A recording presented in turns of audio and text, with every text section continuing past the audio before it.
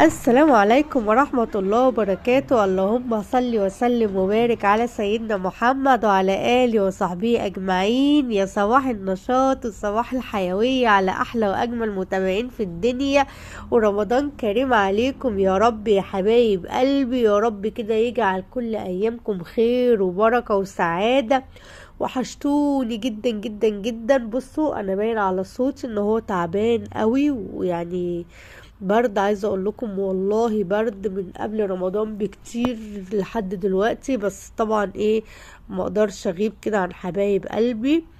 النهارده بقى جايه لكم بفيديو جديد وروتين جديد، تنظيف البيت، روتين صباحي كده، روتين صيامي. حبيت في بداية اليوم اشارك معاكم الاحداث علشان تشوفوا يوم النهاردة هيكون عبارة عن ايه. ويا رب يكون صوتي واضح يا جماعة، لان انا صوتي مش واضح خالص. يعني وعايزاكم كده تدعولي ان انا اخف، لان بجد الدور البرد ده بيموتني موتني موتني. فيديو النهارده مليان احداث كتير، واحداث كلها ممتعه وشيقه، وان شاء الله باذن الله تستفيدوا منه كده وتتشجعوا معايا وتقوموا تشوفوا ايه اللي وراكم، ويا رب كده يعجبكم. وقبل اي حاجه احب ارحب بكل حبايبي، كل الشكر وكل التقدير ليكم بجد وشكرا على مشاركتكم معايا، ودايما كده منوريني ومشرفيني. وبشكركم على سؤالكم بجد، انتوا بتسألوا عليا جدا جدا جدا، وانا يعني دي حاجة بتفرحني. انتوا بتسألوا عليا وبتطمنوا عليا ومحتاجة دعواتكم ليا بجد، ومحتاجة كمان انكم تعملوا لايك للفيديو واشتراك للقناة عشان اتحمس كده ايه اكتر واكتر. والناس اللي بتكتب لي في الكومنتات تسألني على الانتساب، يا جماعة انا مفعلة الانتساب، هتلاقوا اللينك في صندوق الوصف في المنتدى، وهتلاقوا كذا مستوى، ادخلوا ودعموني وفعلوا الانتساب، وان شاء الله هتلاقوا فيديوهات الفترة الجاية اول باول، حتى وانا تعبانة برضو بإذن الله. يعني ربنا يقدرني وهعمل لكم فيديوهات. يا رب كده اكون عند حسن ظنكم. ما تنسوش بقى دلوقتي حالا دخل الفيديو تحطوا لي بقى ايه لايك دلوقتي، وانزلوا تحت في الكومنتات اكتبوا لي كومنت حلو كده جميل زيكم، دايما بتشجعوني وبتفرحوني بكلامكم الجميل. وما تنسوش بقى تشتركوا في القناه وانزلوا تحت على كلمه اشتراك اللي باللون الاحمر، وتفعلوا الجرس عشان يوصل لكم اشعار اول باول. طبعا تنوروني وتشرفوني كده ايه اخواتي.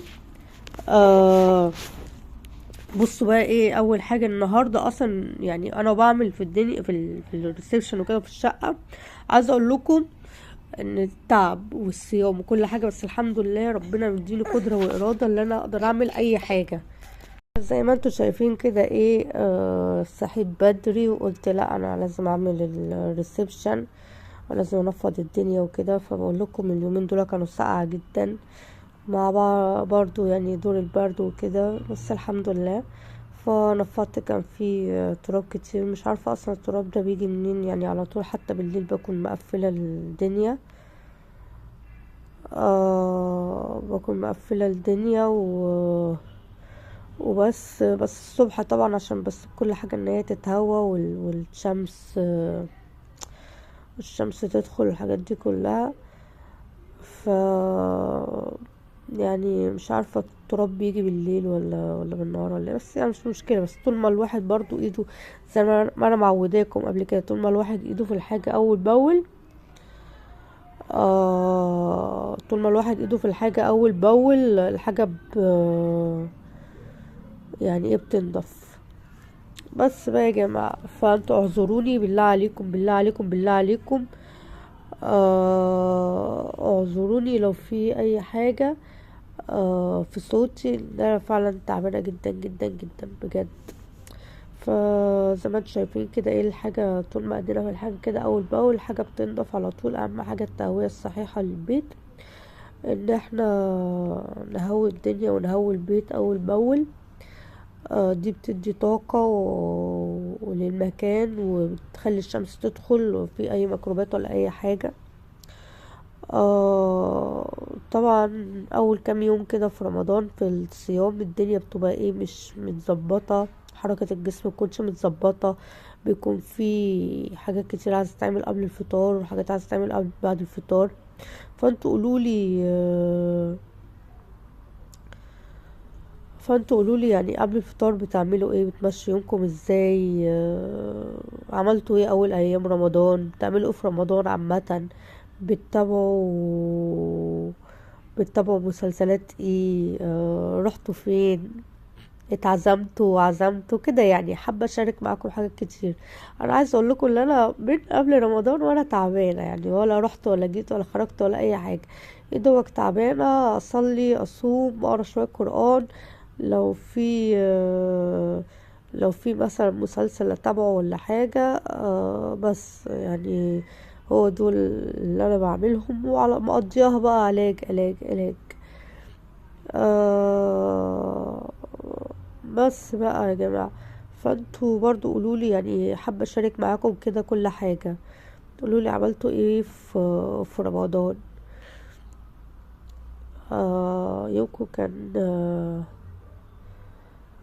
يومكم كان ماشي عبارة عن ايه. بس زي ما انتوا شايفين بقى ايه، انا ما بحبش الفيديوهات الطويلة، بس يعني علشان انا غايبة عنكم بقالي كتير، فقلت لا اعمل لكم كده فيديو عشان انتوا وحشني، اكيد انا وحشاكم برضو.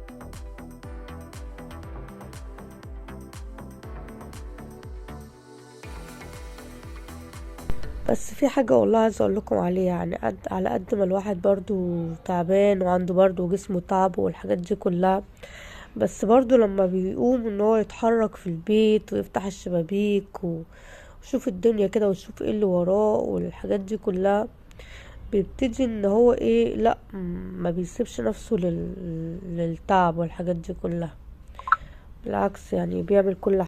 بس بقى يا حبايب قلبي، زي ما انتم شايفين كده بقى ايه، الواحد ربنا بيديله القدرة ان هو قبل الفطار لازم برضو يكون عنده طاقة ان هو يبتدي ان هو يشتغل في البيت، وما يكسلش خالص ويشوف ايه اللي وراه.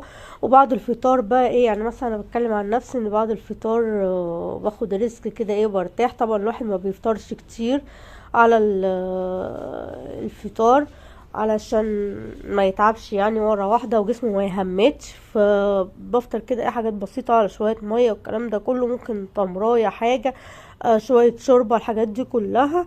وابتدي بقى ايه اللي انا ايه، اريح شوية، اغسل المواعين، مش عارفة ايه، اخد لي بقى ايه بريك كده مع نفسي ساعتين تلاتة بعد الفطار. ببتدي اللي انا بقى ايه في خلال الساعتين تلاتة دول، مثلا لو عايزة اكل حاجة حلوة حاجة حادقة، الحاجات دي كلها بعملها علشان الجسم لما الاكل بيدخل فيه مرة واحدة، فالجسم ايه بيتعب كده وتحس ان هو عندكم كسل او خمول. بس بقى يا جماعة، بعد الفطار انا بحب برضو التنظيفات اللي هي بعد الفطار دي، بس بتبقى بعد الساعة 11 الساعة 12 الواحد بيخلص بقى ايه كل، لو حد عنده عزومة عنده حاجة يخلص اللي وراه، بيبتدي بقى ايه يشوف مثلا إيه اللي مش متنضف في الشقة، إيه اللي اتبهدل في الشقة وعايز ان هو يتعمل، فبيبتدي بقى ان هو ايه نشوف ايه اللي ورانا في الشقة عشان نعمله. بس دي بصراحة يعني بتفرق معايا جدا جدا جدا يعني الفكرة دي. فانا عايزاكم بقى تكتبوا لي تحت في الكومنتات انتوا بتعملوا ايه في طول شهر رمضان، يعني الروتين بتاعكم بتعملوا ايه في رمضان، بتغيروا الروتين بتاعكم ازاي، بتروحوا عند اصحابكم، بتنزلوا بعد الفطار بقى وتخرجوا كده وتتسحروا برا، ولا بتفضلوا يعني عاملين ايه. وايه رايكم بقى في فوانيس رمضان دي بقى اللي جات لي دي، منها انا جبتها ومنها كده ايه انا هدايا فوانيس رمضان. بس بقى فزي ما بقول لكم بقى يا جماعه، طول ما انت قاعده في الشقه تفضلي تروقي نظافه البيت، يعني هو الحفاظ على النظافه والترتيب، وانك تعدلي كل حاجه في مكانها، والدنيا كده ايه تكون بتلمع كده وتكون نضيفه. والله العظيم بجد ده بيفرق جدا جدا جدا في نفسيتك وفي نفسيه بيتك اصلا عامه.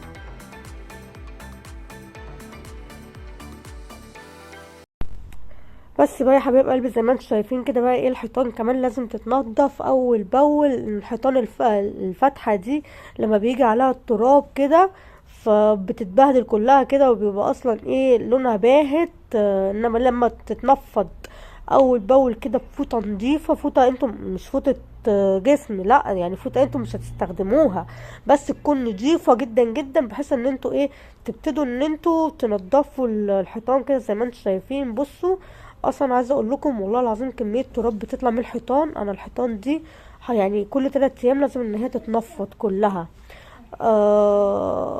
لان البقع والهاموش والناموس والحاجات دي كلها بتيجي على الحاجات اللي متسخه. علشان كده بقول لكم لازم التنفيض اول باول يا حبايب قلبي. ننفضوا كل حاجه، افتحوا الشبابيك وانتوا بتنفضوا كده علشان التراب ما يتراكمش تاني في الشقه.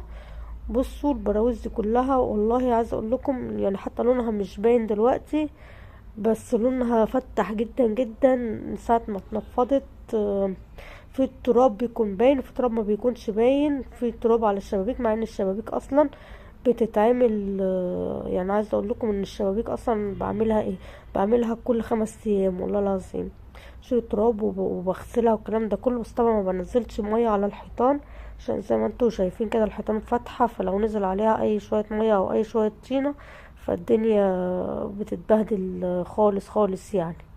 والستاير برضو لازم تتنفض، والحاجات دي كلها، الحاجات دي كلها والله العظيم بتدي بركة للبيت، وبتديك انت نفسك اصلا ذات نفسك، بتديكي صحة كده وباور. ولو عندك شوية برد عندك شوية حاجة يعني بيطلعوا واحدة واحدة. انا عايزة اقول لكم ان انا اصلا ما كنتش كده، انا كنت يعني تعبانة خالص خالص خالص، اكتر من كده يعني اكتر من صوتي كده. انا صوتي كده ان هو ايه بيبتدي ان هو يتحسن.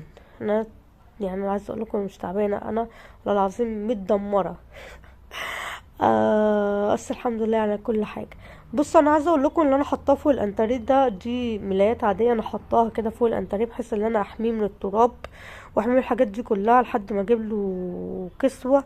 واللي يعرف مكان بيبيع كسوات يعني الانتريهات وكده والكنب يا ريت تكتب لي تحت في الكومنتات. وفي كمان يعني كان في حد قايل لي على مكانين، عايزه ابقى اروح اشوف اسعارهم واشوف الجوده بتاعتهم والحاجات دي كلها، بحيث ان انا ايه اروح واجيب منهم فرش الانتريه بجد. عشان كده ان هو هيتبهدل خالص وشكله مش حلو، يعني ان احنا ملونين فيه كل حاجه يعني كل ملايه في حته، فاهمين قصدي. انا عايزه اقول لكم الانتريه التاني اصلا أنا كنت جايبه له فرش جميل جدا جدا اصلا من على الانترنت، بس هو مشكلته ان هو يعني ايه هو مش حلو كل حاجة، بس عايزة اغير، انتوا فاهمين قصدي، عايزة اجدد، عايزة اغير في الحاجات دي. فبس بقى يا جماعة زي ما قلت لكم واحدة واحدة كده ايه الواحد بيبتدي ان هو ايه يتعلم. بصوا بقى السيراميك، انا عايزه اقول لكم السيراميك ده انا عملته 3 مرات يعني. انا كنسته وبعد كده رحت مسحته وبعد كده رحت بقى ايه بعد ما نفضت الحيطان. كنت ناسيه خالص موضوع الحيطان ده، ما خدتش بالي منها غير لما دقت فيها قوي. ورحت ايه بعد ما خلصت الحيطان رحت مسحت تاني، ظبطت بقى إيه الدنيا كده على قد ما قدرت يعني. والحمد لله يعني، الواحد برضو طول ما هو ايده في الحاجة فالحاجة هي بتمشي. بس يا جماعة، فمسحت تاني الأرضية وسبتها بقى ايه لحد كده ما تنشف عشان اكمل باقي اللي ورايا. مسحتها تاني وتالت الحاجات دي كلها عشان عايزة اشوف بقى ايه اللي ورايا. فتحت الشبابيك كده عشان تتهوى وتتشمس وبس. وعايزة اقول لكم والله العظيم النظافة اصلا وقت الصيام مش متعبة خالص، والله العظيم مش متعبة. أنا كنت فاكرة ان انا ايه هتعب وهجهد وكمان عشان انا تعبانة والحاجات دي كلها، بس الحمد لله هي مش متعبة خالص، بالعكس. يعني الواحد برضو بيستعين بالله وبيقوم كده يشوف ايه اللي وراه، وربنا بيكرمه في كل حاجة. والله العظيم ربنا ده كرمه كبير علينا كلنا، ربنا بيكرم الانسان في كل حاجة. واحدة واحدة كده هتعلم اكتر واكتر، ومحتاجة دعمكم وتشجيعكم هو اللي بيحفزني، ونفسي كده عيلتنا تكبر. بحب اشوف تعليقاتكم يا احلى واجمل اخوات في الدنيا بجد، دايما منوريني ومشرفيني بجد. عايزه اقول لكم كمان انا عايزه اجيب يعني سجاد، وعايزه اجيب، لا ده انا في حاجات عندي لسه ما جهزتش، يعني لسه ما جابتش. بس الواحد برضو ايه واحده واحده كده بيبتدي ان هو ايه يخلص في الحاجات اللي وراه. يعني عايزه اقول لكم برضو لا الحاجه مش بالساهل والله. وانا زي ما وعدتكم اللي انا اول ما انزل كده اشوف باقي الحاجات اللي انا مخلصتهاش في العفش لازم اخدكم معايا. السلام، ولا انا هروح لوحدي ولا ايه؟ لا انتوا حبايبي لازم تيجوا معايا في كل حتة، انا ماليش غيركم، حبايب قلبي بجد والله. انا بحبكم كلكم، ما تنسوش بقى ايه زي ما وعدتوني كده باللايك الجميل بتاعكم والكومنت الحلو كده بتاعكم يا احلى واجمل اخوات ومتابعين في الدنيا. ومتنسوش بقى الاشتراك في في القناة والاشتراك في الانتساب. متنسوش يا جماعة يا حبايبي الانتساب بجد والله العظيم يفرق معايا جدا جدا جدا. يا ريت بقى متنسوش الانتساب، بحبكم كلكم.